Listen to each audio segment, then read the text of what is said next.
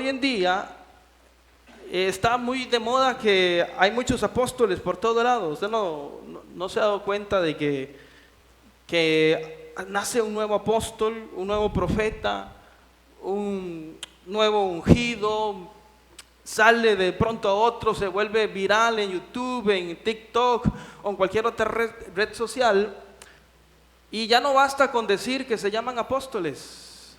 Ahora ya han subido de nivel, ahora se llaman arcángeles.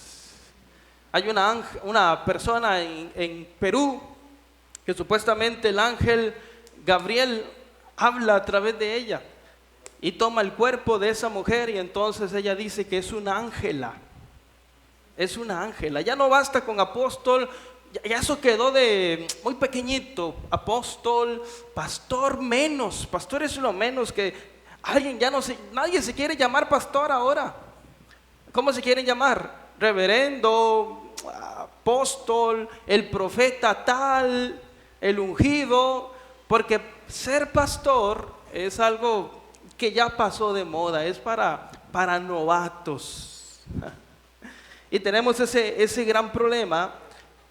Y hoy en día lo que realmente importa en el ministerio, en un ministerio, cómo se mide el éxito de un ministerio, es cuántas visiones tiene, cuántas revelaciones, en cuántas plataformas sale, cuántos miembros llegan a la iglesia de ese supuesto ungido, profeta, pastor. ¿Cuánta influencia tiene esa persona sobre los demás? Así es como se mide hoy el éxito del ministerio. Pero la pregunta no es qué tan impresionante es una persona, un ministro, uno de esos supuestos apóstoles o profetas. No, la pregunta ¿es un fiel obrero de Dios? ¿Es un fiel obrero aprobado por Dios? Esa es la pregunta, y hoy vamos a ver en el capítulo 2 de esta serie de la carta a Tesalonicenses, bajo el tema el perfil de un verdadero ministro del Evangelio. El perfil de un verdadero ministro del Evangelio. ¿Cómo luce un verdadero ministro? Ahora, yo no quisiera predicar eso porque esto es lazo para mi mismo cuello, ¿verdad?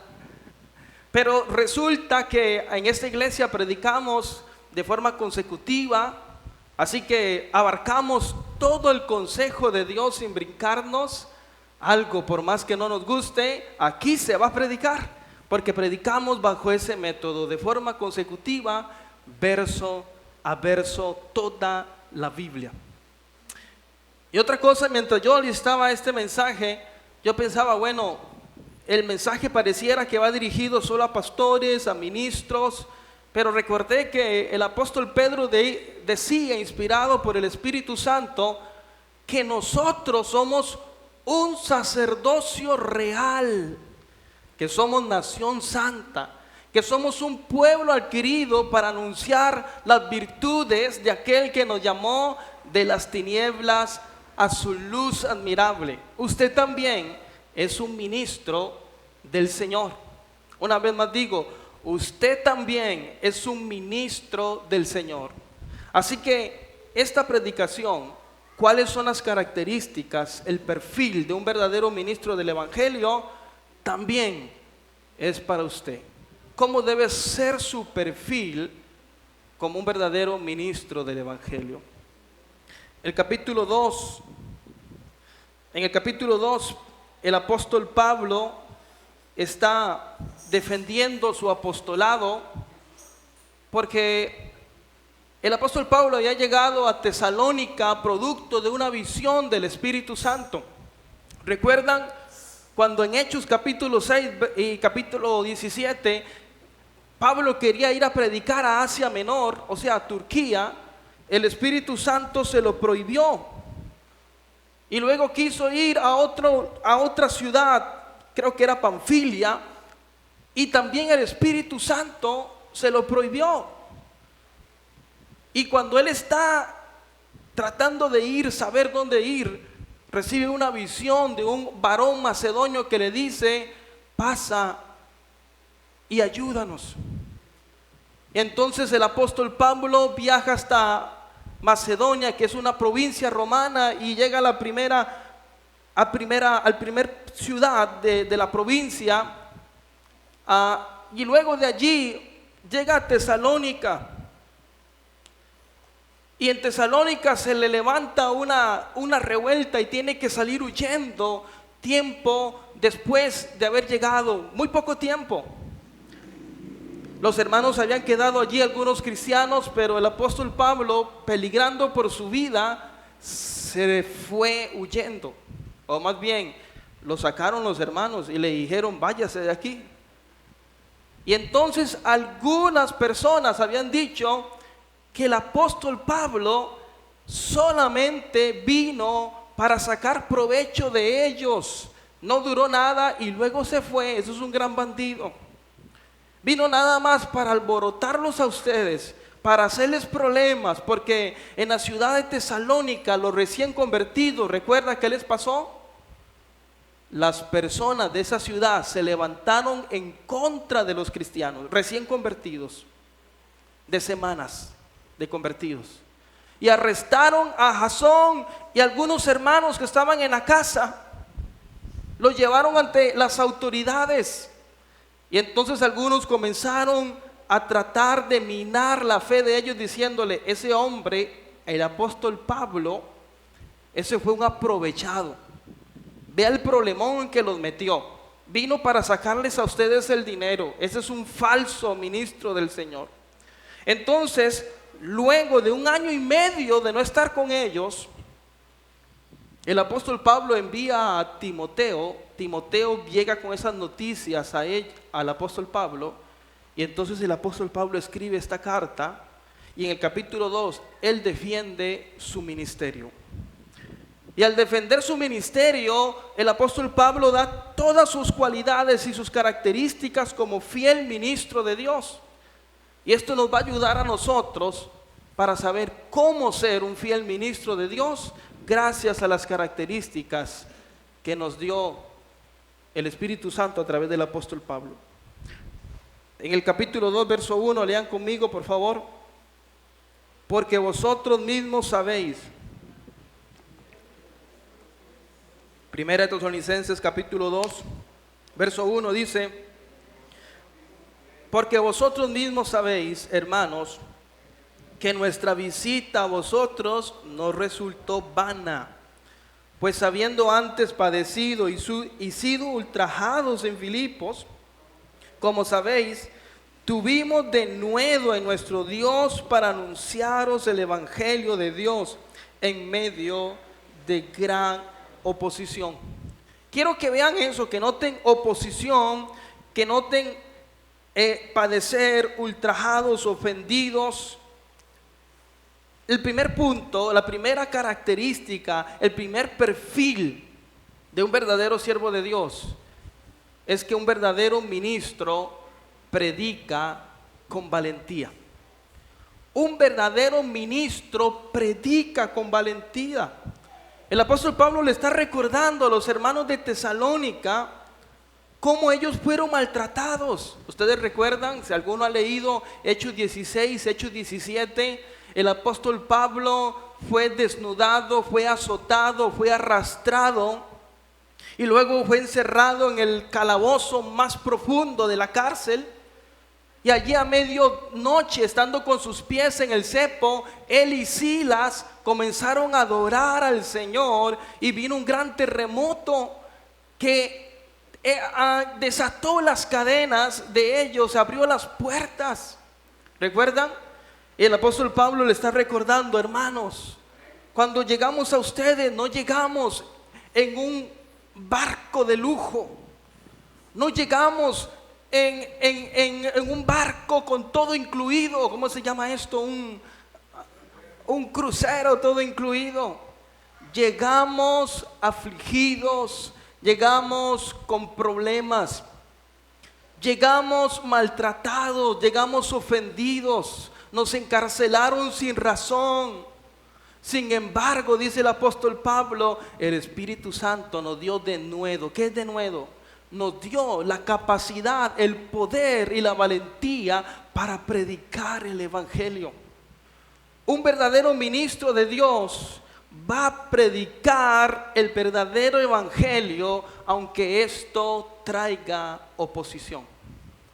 Lo contrario a un falso ministro es que va a predicar un evangelio donde no te confronte, donde le hable a tus emociones, un evangelio que te guste.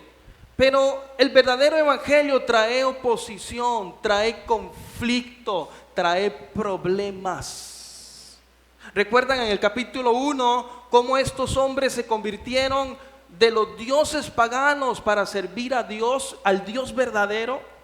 Y que esto implicaba, ya lo he dicho ya como 3 veces, implicaba no tan solo dejar de adorar una imagen, sino implicaba dejar la vida cultural que ellos tenían, implicaba problemas económicos, implicaba persecución social, implicaba desligarse del pecado que se cometía en esos templos. Implicaba muchas cosas. El evangelio trae problemas.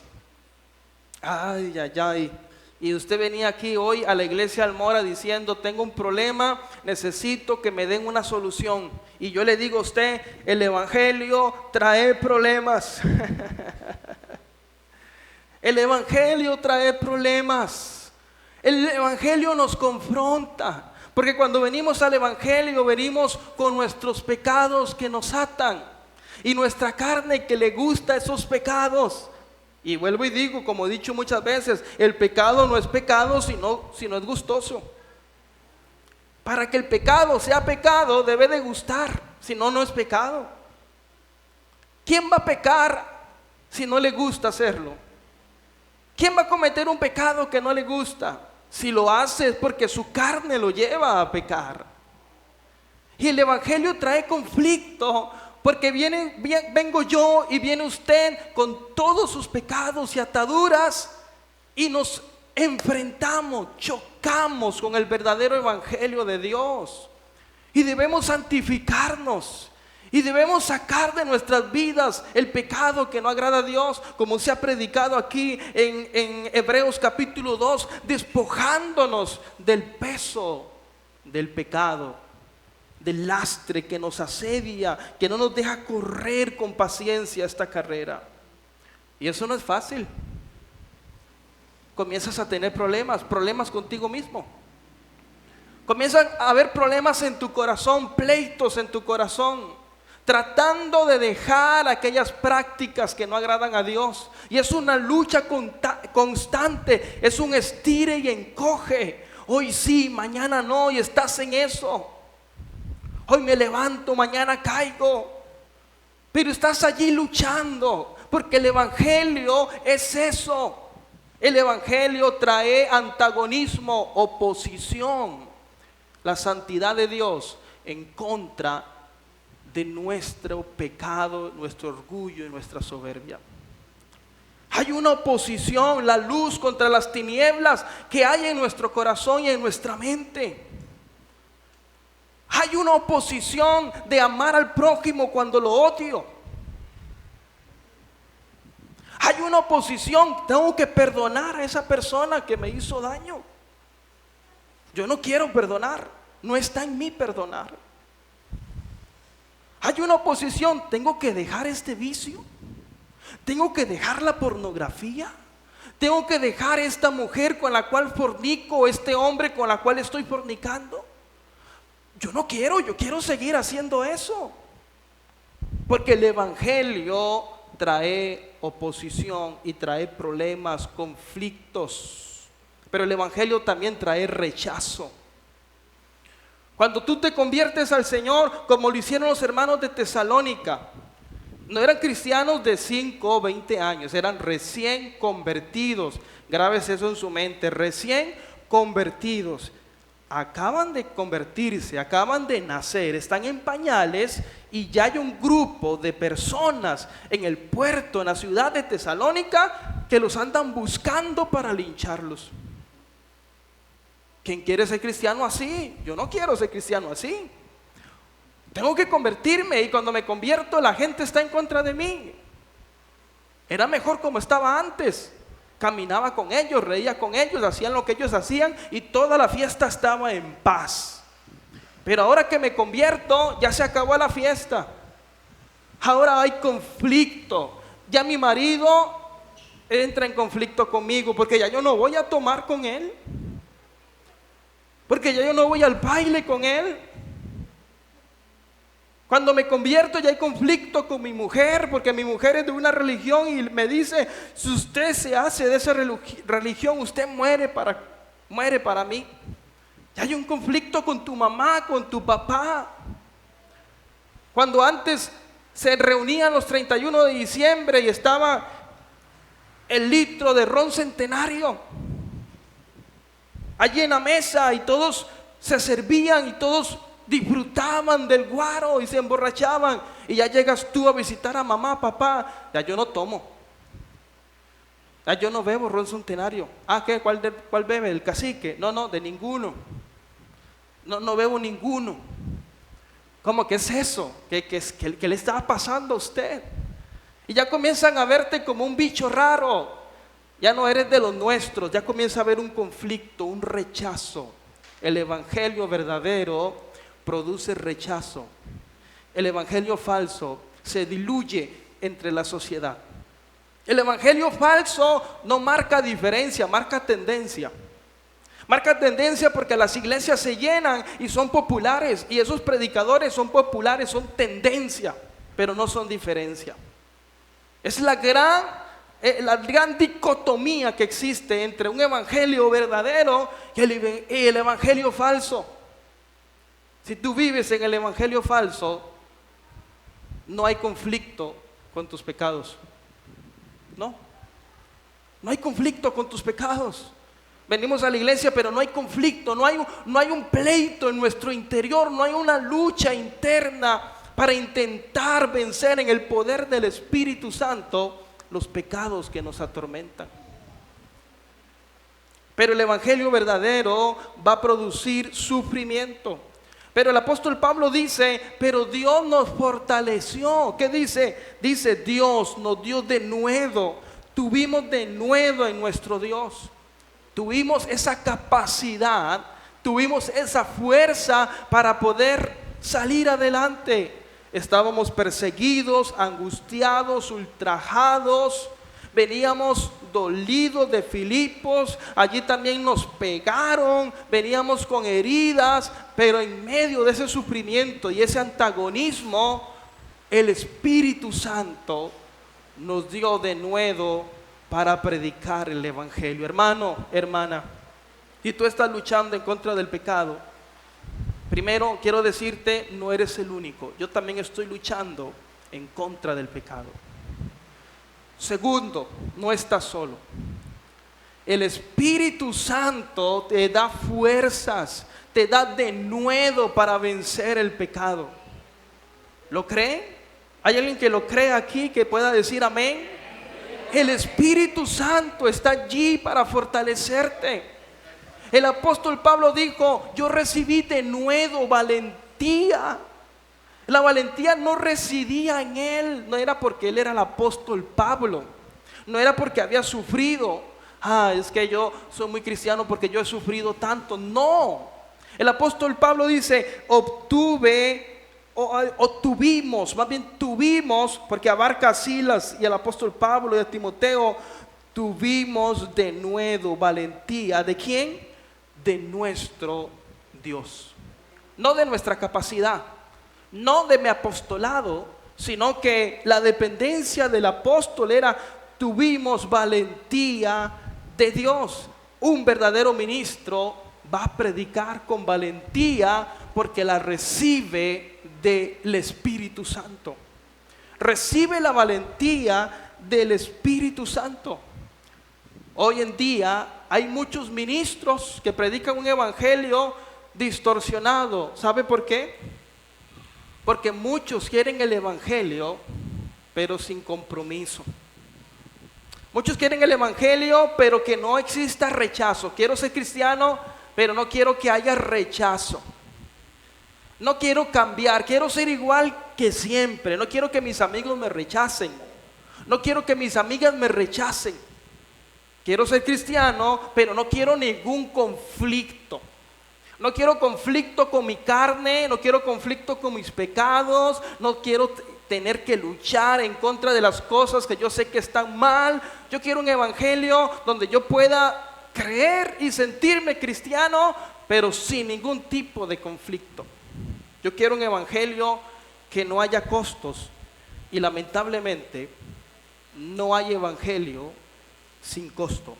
El evangelio verdadero trae costos muy altos. Todos los apóstoles perdieron la vida de forma trágica, con excepción del apóstol Juan, pero fue recluido en una isla hasta morir de anciano.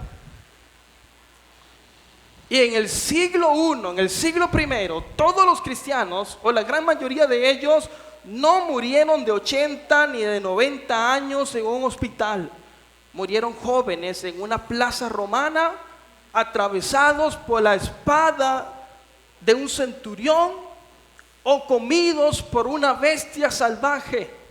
El evangelio verdadero implica costos muy altos. Jesús dijo: si van a construir una torre, primero se sientan para ver si les alcanza lo que tienen para terminarla, porque si no la terminan, van a hacer el hazmerreír de las otras personas. Y si se van a enfrentar contra otro ejército, van a calcular si pueden hacerle frente, y si no, envían una embajada de paz a ese ejército.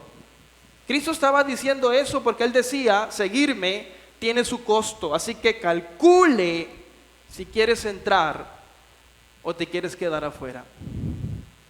Calcule si estás dispuesto a pagar ese costo alto, que puede ser tu misma vida, tus mismos sueños, tus mismas metas, tus mismos deseos, tus mismas vanidades. Tienes que dejarlas, porque seguir en este verdadero evangelio tiene costos altos. Un evangelio sin oposición probablemente es un evangelio que no está confrontando a nadie. Probablemente un evangelio que no tenga oposición es un evangelio que está diluido con pensamientos humanos, y ese ministro lo que quiere de ti es el aporte económico que das. Así de fácil. Probablemente si una iglesia, el evangelio que se predica no confronta a nadie, probablemente hay un gran porcentaje de probabilidad que lo que quiere ese ministro es tener una iglesia grande para llenar su corazón de soberbia y de orgullo, o porque busca beneficios propios para él. Pero el evangelio verdadero siempre va a tener confrontación. Siempre va a tener confrontación. En el versículo 3 al 6 sigue diciendo: porque nuestra exhortación no procedió de error, ni de impureza, ni fue por engaño, sino que según fuimos aprobados por Dios, para que se nos confiase el evangelio, así hablamos, no como para agradar a los hombres, sino a Dios que prueba nuestros corazones. Porque nunca usamos de palabras lisonjeras, como sabéis, ni encubrimos avaricia. Dios es testigo. Ni buscamos gloria de los hombres, ni de vosotros, ni de otros, aunque podíamos seros carga como apóstoles de Jesucristo. Número 2, en este perfil del verdadero ministro. Número 2, un verdadero ministro sirve con pureza. Un verdadero ministro sirve con pureza. Pablo afirma que cuando él predicó no hubo engaño alguno, no tenía avaricia, no buscaba el dinero de las personas, ni tampoco buscaba la gloria de las personas. No buscaba que lo vieran como el gran apóstol Pablo, no buscaba que le dieran ofrendas y diezmos, aunque él dice, aunque yo tengo el derecho de pedirlo, porque es bíblico que el obrero es digno de su salario. Pero el apóstol Pablo, para darles ejemplo a ellos, se cohibió de pedirles los beneficios monetarios para que nadie pensara de que él estaba allí por dinero.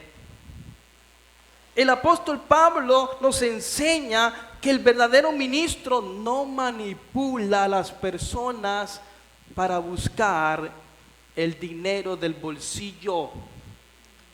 Sí, el verdadero ministro sí anima a las personas para que puedan dar de lo que Dios les ha provisto y bendecir a la obra de Dios.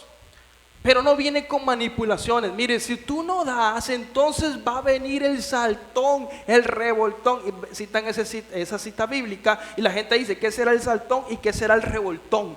¿Será mi hijo porque es muy saltón y se revuelca mucho? Bueno, ya lo tengo en la casa, no hay problema, entonces no voy a dar. Citan ese texto bíblico, me habéis robado, todos vosotros, la nación está maldita. Para manipular la conciencia de las personas y decirles tienen que dar tanto. O van más al extremo y son más descarados. Y son más descarados diciendo, bueno, si tú pactas vas a recibir una sanidad. Si tú pactas con Dios tanto dinero, Dios te va a multiplicar. Dios es visto como un banco donde tú puedes depositar tus ahorros y los recibes con intereses. Pero el verdadero ministro, dice el apóstol Pablo, nosotros fuimos aprobados por Dios. No somos personas desaprobadas. No, somos aprobados por Dios. Porque Él nos confió el evangelio y hablamos como personas aprobadas por Dios. Porque no usamos de palabras lisonjeras, o sea, no usamos de labia con el fin de alcanzar un propósito para nuestro propio beneficio. Ay, hermano, es que usted sí lo usa el Señor. Ay, hermano, pero usted cuando canta es alguna unción, yo me escalofrío, no tiene unos 10,000 pesitos que me preste. No, el apóstol Pablo no usa de labia. Yo les conté que a mí me sucedió algo así en la iglesia donde yo me congregaba. Había un hermano que me puso en alto y al final me pidió 20,000 y nunca me lo pagó. El apóstol Pablo dice, no, yo no acostumbro a eso. No acostumbro a usar de labia de forma hipócrita con el fin de alcanzar un beneficio de las personas. Pero estos nuevos apóstoles es lo que más les gusta, la labia. Pasa el apóstol y pasa el otro, el padre de los apóstoles, porque hay cobertura apostólica, ¿verdad? Y entonces ese apóstol entiende, dice él, lo que es paternidad espiritual, porque él es mi hijo apóstol. Y pasa el hijo apóstol y le dice, te declaro en este año un año de gloria y de gran bendición. Las puertas del cielo están abiertas para ti. Vendrán nuevos Ferraris, yates de lujo, y nadie te podrá hacer frente, porque todos tus negocios van a prosperar. Y a la gente le encanta eso. La gente le gusta, porque son avariciosos. A la gente le encanta ese tipo de profecías. Pero algo que les voy a un paréntesis, las profecías del Nuevo Testamento y del Antiguo Testamento, todas terminaron en tragedia. Bueno, la gran mayoría. Hay profecías, por ejemplo, la profecía de nuestro Señor Jesucristo, de un nuevo cielo, una nueva tierra. Eso es también parte de la teología profética. Pero la mayoría de profecías en contra para Israel o para alguien era tragedia. El apóstol Pablo, se levantaron los profetas y al varón que pertenece a este cinto será atado. Nada le dijo, el varón que pertenece a este cinto recibirá prosperidad absoluta y no se acabará. Qué sé yo, ¿verdad? Una profecía esas estúpidas, ¿verdad? Que hay ahora. Esas profecías extrañas. La mayoría de profecías terminan en tragedia. Terminan en tragedia. Pero el verdadero hombre de Dios no usa de lisonjas para manipular. No usa de lisonjas para manipular. No busca encubrir avaricia. No desea el dinero de los demás. No desea el diezmo ni la ofrenda tuya. Claro, hay que ofrendar, hay que diezmar, eso es parte de la vida cristiana. Un cristiano ofrenda, un cristiano da de sus bienes para la obra del Señor, pero el verdadero ministro no busca meter mano de su bolsillo, porque lo que quiere es su dinero. No manipula, no usa el ministerio para beneficio personal. Ayer estábamos hablando acerca de una serie de teólogos que cayeron en pecado. Muchos de ellos usaron su influencia como pastores, teólogos o apologetas para manipular a una joven y llevarla a la cama. Muchos de ellos usaron de su autoridad como teólogos y ejercieron violencia sobre la iglesia y tuvieron que ser echados de la iglesia. Muchos de ellos usaron su influencia como apologetas, como hubo uno de la India, el cual en su influencia se creó una empresa de masajes y al final resultó ser un proxeneta. O sea, no era una sala de masajes, era una sala de prostitución. Y era un apologista que defendía a Cristo y su evangelio. ¿Se da cuenta, hermano? ¿Se da cuenta? El verdadero ministro no busca beneficios personales, sentimentales, sexuales, económicos, emocionales. No, el verdadero ministro no está aquí para buscar un beneficio suyo.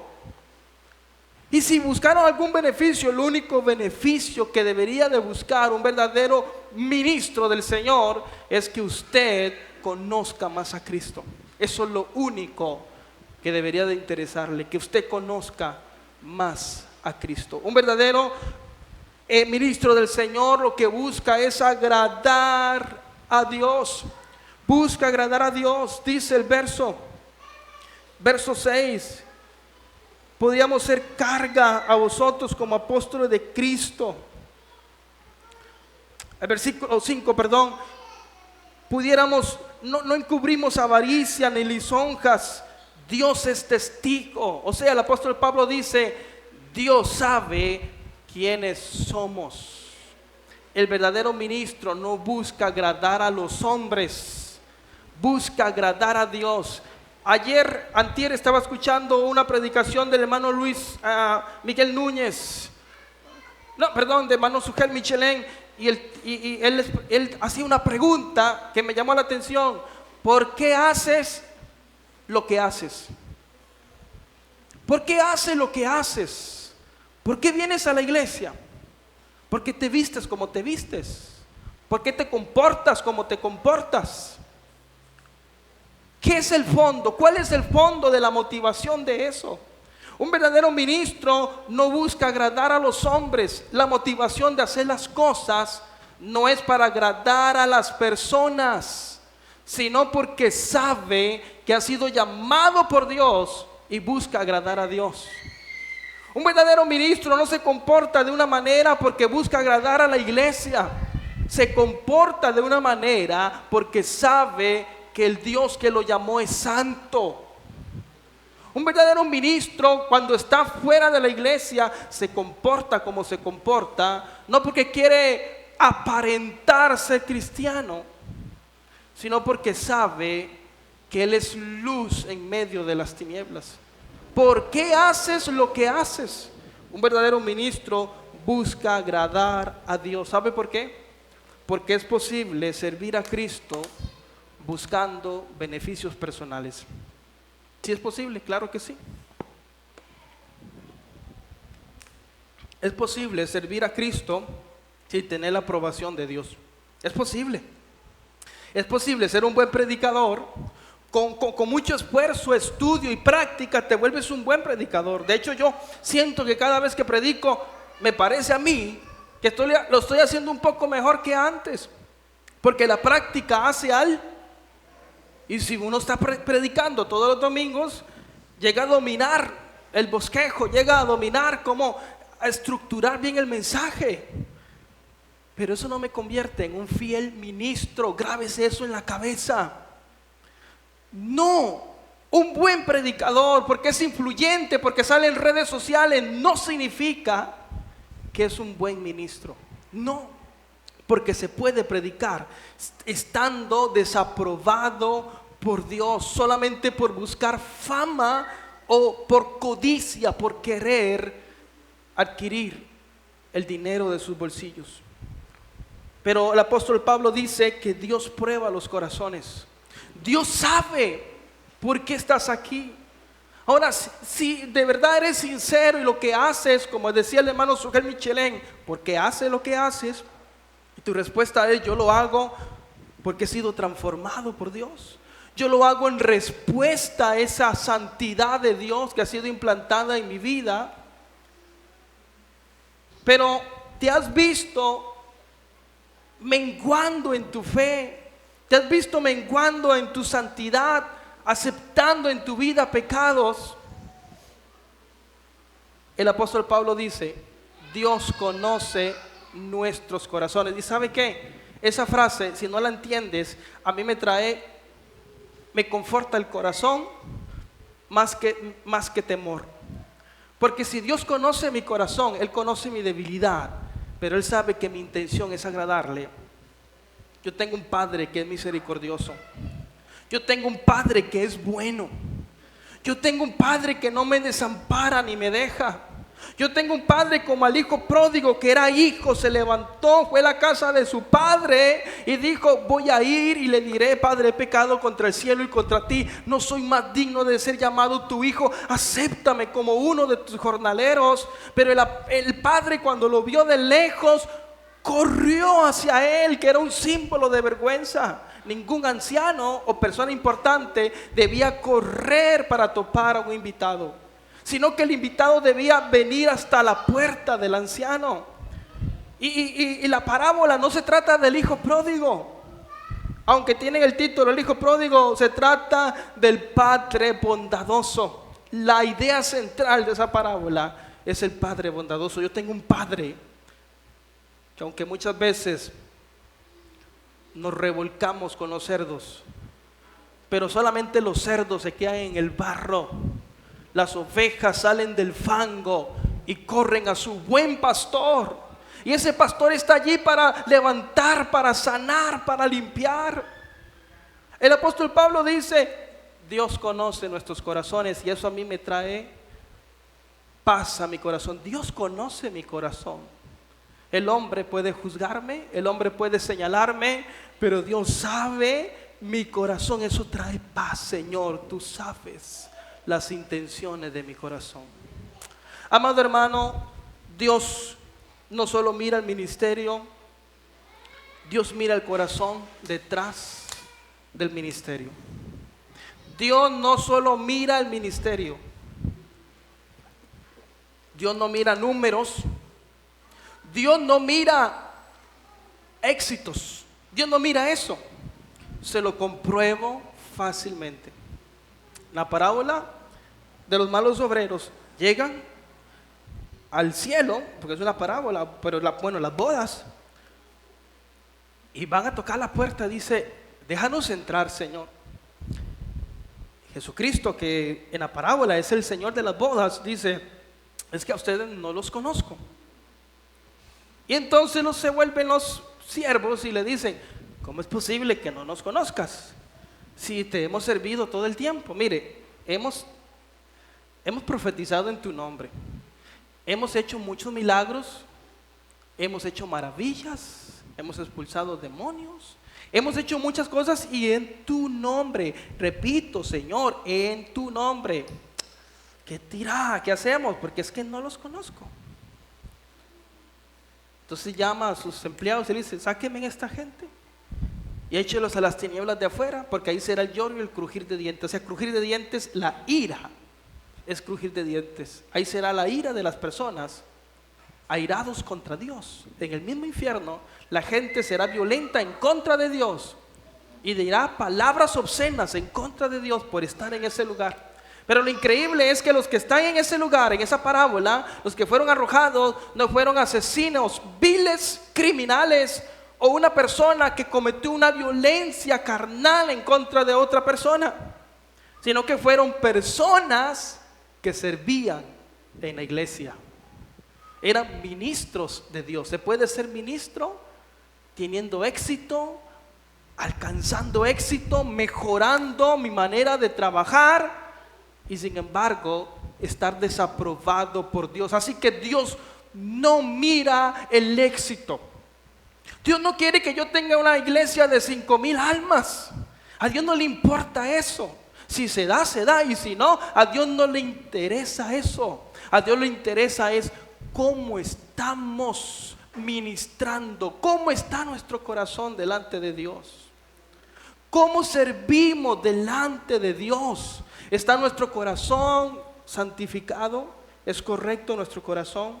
Versículo 7 al 12 dice, antes fuimos tiernos entre vosotros, que hubiéramos querido entregaros no solamente el evangelio de Dios, sino que también, ¿qué dice? ¿Qué dice? Sí.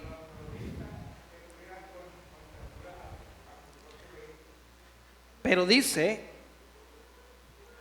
antes fuimos tiernos entre vosotros, como la nodriza que cuida la ternura de sus propios hijos. Tan grande nuestro afecto por vosotros, que hubiéramos querido entregaros no solo el evangelio de Dios, sino también, ¿qué? Oiga, yo estuve leyendo esto, y obviamente el que predica aprende más, porque es el que más estudia, ¿verdad? Para la predicación. Y yo me impactaba, cómo un hombre dice que él desearía entregarles su propia vida en favor de ellos. Yo personalmente no me siento en capacidad de decir, hermanos, yo entregaría mi vida en favor de ustedes. Yo pensaría en mis hijos, en mi esposa, dejar a mis hijos huérfanos, a mi esposa viuda. Bueno, pero ya no hay problema porque después se casa con otro. Pero mis hijos se quedan sin un padre. Hermanos, ¿se da cuenta el peso de las palabras? Usted lo lee en un segundo. Usted dice, quisiera entregarles mi propia vida por ustedes. Usted lo lee esa frase en un segundo y usted simplemente la pasa y sigue leyendo, pero deténgase allí y piense en el peso de esa palabra. Yo hubiera preferido morir por ustedes, por el favor de ustedes. ¡Qué amor tan grande!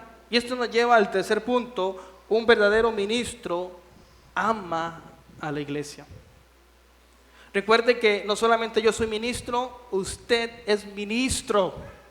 Un verdadero ministro ama a la iglesia. Y la iglesia no es este edificio, la iglesia son las personas que asisten a la congregación. Un verdadero ministro ama a la iglesia. Pablo describe su ministerio con ternura, comparándola con una madre que ama a sus hijos o como un padre que exhorta con amor a sus hijos. El apóstol Pablo dice, yo amo tanto a esta iglesia como una madre ama a su propio hijo. La gran pregunta es, amado hermano, ¿amamos esta iglesia? ¿Ama usted la iglesia del Mora? ¿Cómo ama a sus hijos? ¿Cómo ama a su familia? ¿Se da cuenta el gran compromiso de pertenecer a una iglesia? No es solamente venir a la iglesia, sentarnos, visitarnos, como hoy tenemos buenas visitas, gracias a Dios, pero ellos que van a otra iglesia, ¿Aman la iglesia donde van? ¿Están comprometidos con esa iglesia? ¿Darían su tiempo, su esfuerzo por el beneficio de la obra de Dios en esa iglesia local? El apóstol Pablo dice que él ama a la iglesia como una madre, con ternura y con entrega personal. El verdadero ministro no solamente comparte doctrina, sino que también comparte su vida con los hermanos. Si usted es un verdadero ministro, no solamente comparte cultos, sino que también comparte tiempo de calidad con los hermanos que lo necesitan. El hermano Josué decía una verdad el jueves, que en una iglesia grande de muchas miles de personas, el pastor no conoce a sus ovejas. Imagínense tantas personas, ¿cómo va a conocer? Si yo no me sé el nombre aquí de todos, menos si fueran 1000 personas. Es más, y si me sé el nombre de ustedes, se seguro que no sé sus vidas personales, no las conozco. Nos vemos solamente jueves y domingo. Pero el apóstol Pablo dice que él quisiera entregarles la vida de él a ellos en beneficio. O sea, que su relación sea más íntima, más entregada. El verdadero ministro se entrega por la iglesia. El verdadero ministro cuida, exhorta, acompaña. Dice el versículo 7: fuimos tiernos entre vosotros como la madre que cuida con ternura a sus propios hijos. Así es el ministro. Un verdadero pastor y un verdadero ministro, como lo es usted, es tierno para con las demás ovejas. No las patea, porque no es un cabro. Si los patea es porque es un cabro, un caballo o otro animal extraño de esos que patean. Pero el pastor, el ministro, debe ser tierno. Debe tratar con ternura a las ovejas. Y usted también, como ministro, usted debe ser tierno con la iglesia. Si no ha aprendido a ser tierno, porque usted dice, bueno, es que la vida me ha tratado muy mal, y cuando yo era niño mi papá nunca me dio amor, lo que me dio fue palo y faja, y mi mamá nunca me dijo una palabra linda, solamente me dio palabras feas. Pero aprenda que ya hoy usted ha sido redimido, ha sido transformado por el Señor, y ya su modelo a seguir no es papá y mamá que me maltrató, es un Padre amoroso que tengo como Dios y Salvador. ¿Lo creen? Entonces, ¿por qué no adora al Señor en esta mañana? Tengo un Padre que es bueno. El verdadero ministro debe amar como Cristo nos amó. Usted debe ser tierno y amoroso con sus propios hermanos. No descarta. El verdadero ministro no descarta. Es que este falla mucho, lo descarto. No, el verdadero ministro no maja. El verdadero ministro no maja al hermano. El apóstol Pablo dice, yo fui tierno con ustedes. Fuimos tiernos como la mamá que cuida con ternura a sus propios hijos. Tan grande nuestro afecto por vosotros, que hubiéramos querido entregarle no solo el evangelio de Dios, sino también nuestras propias vidas. El verdadero ministro extiende la mano. Extiende la mano con ternura y amor para ayudar al hermano. Sigue diciendo, porque os acordáis, hermanos, de nuestro trabajo y fatiga, como trabajando de noche y de día, para no ser gravosos a ninguno de vosotros, os predicamos el evangelio de Dios. Vosotros sois testigos, y Dios también, de cuán santa, justa e irreprensiblemente nos comportábamos con vosotros los creyentes. Así como también sabéis de qué modo, oiga, como el Padre a su Hijo, exhortábamos. Exhortación es un regaño. Exhortar es regañar. Pero Él dice, yo regaño como si ustedes fueran mis propios hijos. Es un regaño constructivo. Ahora usted dice, bueno, hay que regañar como a mi propio hijo. Pues yo a mi hijo yo lo regaño muy feo. Entonces voy a regañar a los hermanos igual. Pero la idea aquí no es que regañes como tú regañas a los hijos, sino que la idea es que el apóstol sobreentiende que un buen padre regaña a sus hijos con amor. Ahora nosotros a veces como malos padres regañamos sin amor, regañamos con violencia, regañamos y herimos, dañamos el corazón de nuestros hijos. Pero aquí el apóstol Pablo está poniendo un buen padre, regaña como un padre que con amor lo hace para sus hijos. Así debe ser el ministro, regañar, pero con amor. Dice, os encargábamos que anduviesen como es digno de Dios, que os llamó de su reino a su gloria. El verdadero ministro no usa las personas, no las usa, no controlan las vidas. Hay pastores que controlan las vidas de las personas. ¿Cómo vas a la playa? ¿Cómo es tu barba? Está muy larga, muy corta. Hay pastores que controlan tu vida. ¿Vas a pasear? No, no puedes pasear. Están controlando, son dueños de tu vida. Pero un verdadero ministro no es dueño de las vidas de las personas. Hay un solo dueño, y ese dueño es dueño de ambos, tanto suyo como mío. Dios es nuestro dueño. Un verdadero ministro no usa las personas. Y por último, versículo 13, un verdadero ministro predica la palabra de Dios. Si tú estás en una iglesia, los amigos que nos ven por las redes sociales y tú que nos visitas, donde no se predica fielmente la palabra de Dios, por más emociones que hayan, por más bonito que sea el culto, estás recibiendo comida dañada que te va a hacer malo. Estás recibiendo un evangelio falso. Aquí en la iglesia El Mora no somos perfectos, pero tratamos de aplicar de forma hermenéutica y teológica la palabra de Dios, estudiando con profundidad lo que Dios dice en su palabra. Eso no nos exonera de errores. Tendremos errores, pero estamos ahí constantes, trazando de forma correcta la palabra de Dios.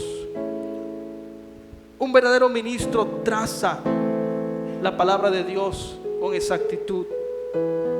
Versículo 13 dice, por lo cual también nosotros sin cesar damos gracias a Dios de que cuando recibiste la palabra de Dios que oíste de nosotros, la recibiste no como palabra de hombres, sino según es en verdad la palabra de Dios, la cual actúa en vosotros los creyentes. El poder del ministro, el poder suyo, el poder mío no está en mi carisma, en mi forma de hablar, que puedo expresar las ideas de manera fluida, de que tengo carisma para comunicar. No, ahí no está el poder.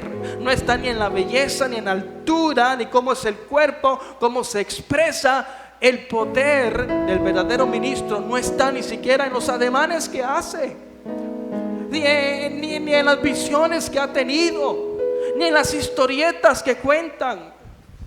Había un hombre por aquí que decía que Dios le hablaba todo el tiempo. Es que Dios me habló.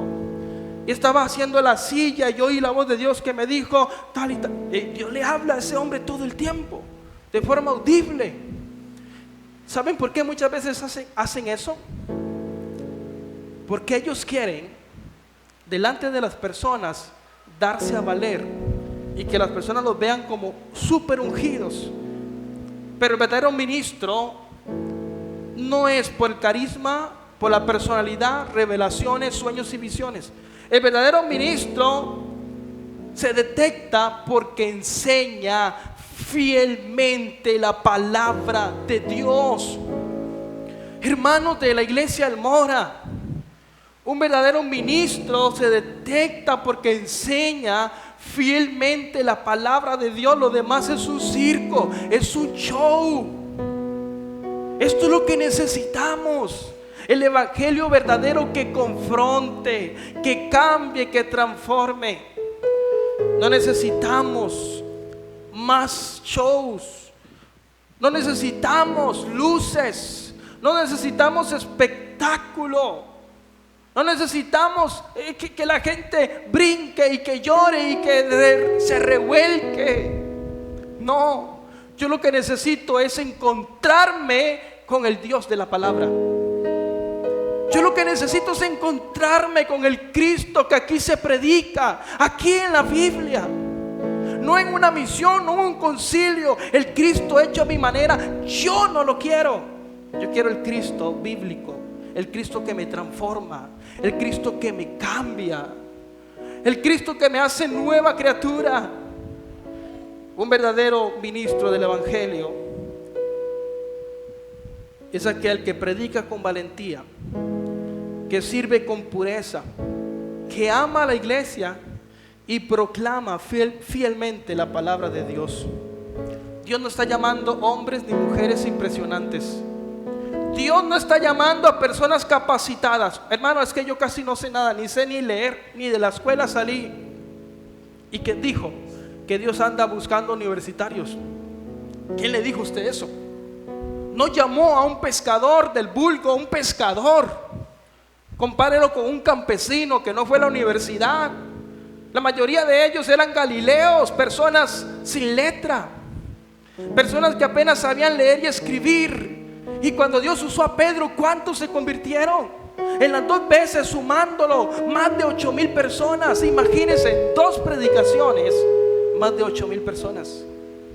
Dios no está llamando personas que impresionen. Dios no está llamando personas con una alta capacidad. Dios no lo está haciendo. A Dios no observa que tú tienes capacidad. Eso que Dios viajó en el futuro. Y entonces me eligió porque Él vio que tenía un buen corazón. Dios no elige por buenos corazones. Dios elige y escogió a lo vil y menospreciado del mundo. Escogió Dios. Salvó a un ladrón que estaba en la cruz el último día de su vida. Y perecieron un montón de teólogos que no quisieron aceptarlo. Buenas personas, personas educadas, personas preparadas. Dios no busca hombres impresionantes. Tú eres ministro de Dios. Dios está buscando simplemente que seas fiel al evangelio. Sé fiel al evangelio. Sé fiel a la palabra. Eso es lo único que Dios está buscando. Fidelidad. Fidelidad en tu vida. Fidelidad en tu familia. Fidelidad en tu servicio en la iglesia. Fidelidad.